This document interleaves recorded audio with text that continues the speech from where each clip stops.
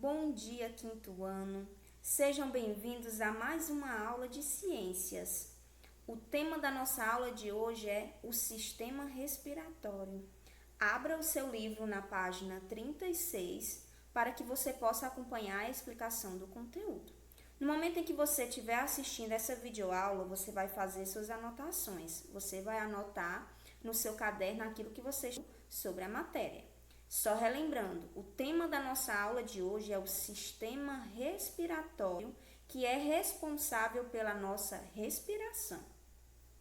No sistema respiratório, o ar entra pelo nariz, passa pela laringe, depois segue para a faringe, chega na traqueia e da traqueia vai para os brônquios, que são espécies de tubos que levam o ar para os pulmões.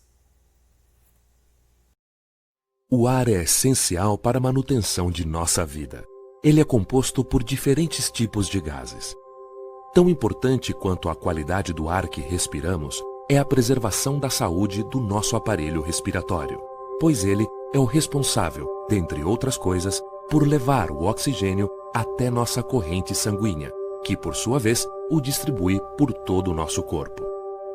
A jornada do ar pelo nosso corpo começa pelo nariz e boca, passando pela faringe, laringe, traqueia e chega até os pulmões. Dentro dos pulmões, o ar passa pelos brônquios e depois por estruturas ainda menores, os bronquíolos. Ao final dos bronquíolos encontram-se os alvéolos, que recebem o ar que foi umedecido e aquecido. O nosso corpo é formado por muitas células. Cada célula do nosso corpo precisa de gás oxigênio. Mas para que o nosso corpo precisa de gás oxigênio? Para produzir energia para que nós possamos realizar nossas atividades. Brincar, pular, estudar e entre outros. Nós vamos compreender através do sistema respiratório como esse oxigênio chega às células do nosso corpo. Quando nós inspiramos, levamos o ar para dentro do nosso corpo, nós absorvemos gás oxigênio. Esse gás oxigênio está presente no meio ambiente. E esse gás, quando nós levamos ele para dentro do nosso corpo, ele vai para o nosso sangue. Mas de onde vem esse gás oxigênio? O gás oxigênio é produzido pelas plantas. As plantas realizam um processo chamado de fotossíntese e que elas liberam esse gás oxigênio para o ambiente e durante a respiração nós absorvemos o gás oxigênio. O gás oxigênio está presente no ar e quando nós respiramos, nós levamos ele para dentro do nosso corpo e ele chega aos pulmões. Como eu falei anteriormente, o gás oxigênio ele é de fundamental importância, principalmente porque ele atua na produção de energia para que nós possamos realizar todas as nossas atividades. Na respiração, nós também eliminamos um gás chamado de gás carbônico. Quando nós expiramos, quando nós eliminamos o ar, nós liberamos um gás chamado de gás carbônico. Então, essa é uma das principais funções do sistema respiratório, é a troca de gases, porque quando nós respiramos, nós levamos para os nossos pulmões gás oxigênio e quando nós expiramos, nós eliminamos gás carbônico. Nós vamos falar agora sobre os movimentos respiratórios, que são os movimentos de inspiração e expiração. O movimento de inspiração é quando nós inspiramos, quando nós levamos o ar para dentro do nosso corpo.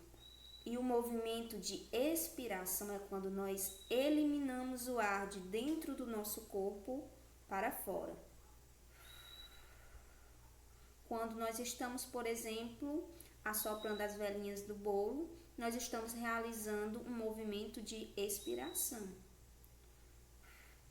E quando nós estamos, por exemplo, cheirando uma flor, nós estamos realizando um movimento de inspiração.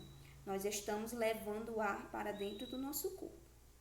Esses dois movimentos, o movimento de inspiração e expiração, são realizados com a ajuda de um músculo chamado de diafragma.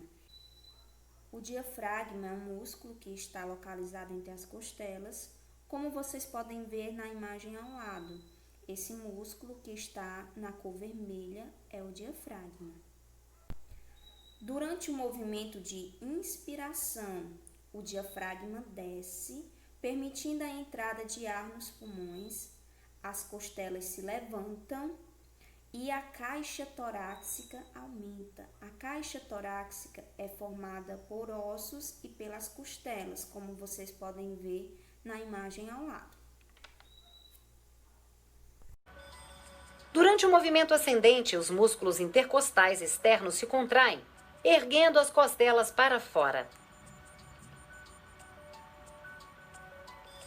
Simultaneamente, os músculos diafragmáticos também se contraem, abaixando o diafragma.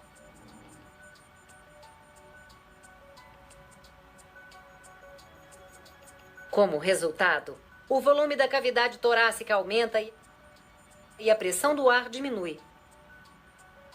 À medida que o ar na cavidade torácica em torno dos alvéolos diminui, eles esticam e o ar externo entra nos pulmões por meio da faringe, da laringe e dos brônquios. Este processo é denominado inspiração. Durante os movimentos de expiração, o diafragma sobe, permitindo a saída de ar dos pulmões, as costelas se abaixam e a caixa torácica diminui.